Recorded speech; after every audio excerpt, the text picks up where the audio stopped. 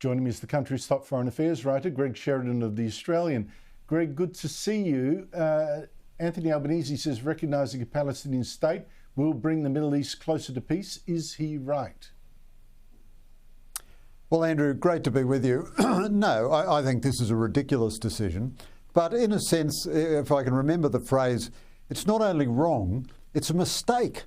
I mean, all the political points against it are true. Dave Sharma, the former ambassador to Israel, and many, many others point out this strengthens Hamas. Marco Rubio said the day France announced recognition of Palestine, Hamas walked away from ceasefire talks that had looked promising. Britain demands that Israel agree to a ceasefire, but Hamas's conditions for a ceasefire now are insane. No Israeli government could agree to them. So I agree with all of that. But there's an antecedent point. You don't recognise a new state until the new state exists. When what is now the Republic of Ireland became the Irish Free State in 1922, it was negotiated between the Irish and the British, and the international community recognised it to ratify the negotiation. But you didn't have some dumb cluck interfering dopey nation like Australia determining what the borders of the Irish Free State would be in advance and then recognising that.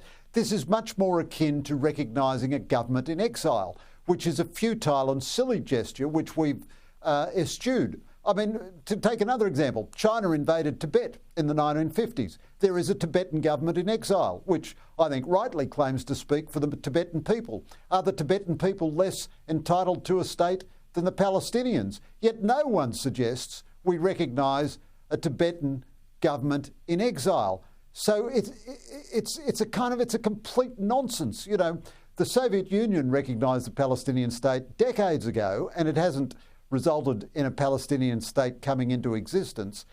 And what this is weak left-wing leaders, Starmer and Macron, and a weak fashion amongst left-wing leaders who can't confront their own politics. This has nothing to do with the future of Gaza City or Bethlehem or Ramallah. It has everything to do with the future of Marrickville and Northcote and Liverpool and Broadmeadows.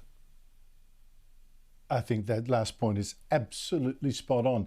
Albanese says Hamas won't be allowed any role in this new Palestinian state, even though Fatah and Hamas signed a deal with China that it would. But he also says there must be elections when the polls show Hamas is actually the most popular party. How can he stop terrorists taking over this state?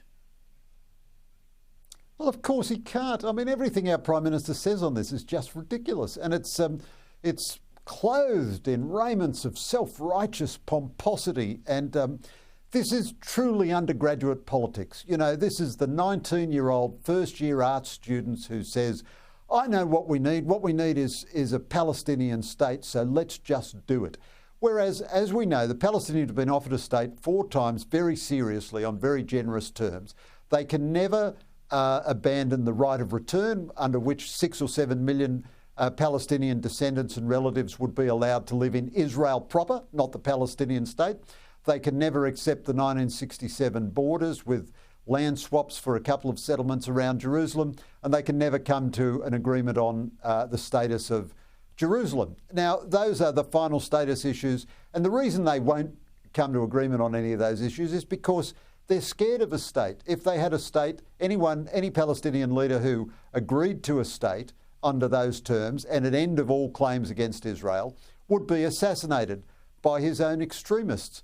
And as you say, the idea that Hamas wouldn't win an election. So you say Hamas must have no role. So even if through some miracle this were to be honoured, so what you get then is the new party called, I don't know, the Friday Jihad Party in honour of Hamas, and that wins the election. And then what do you do then? I mean, the whole thing is just ridiculous. What do you do then? These are issues for Israel and the Palestinians to negotiate. It's so astonishingly absurd and dangerous, lethally dangerous, as I said. Greg Sheridan, thank you so much for your time.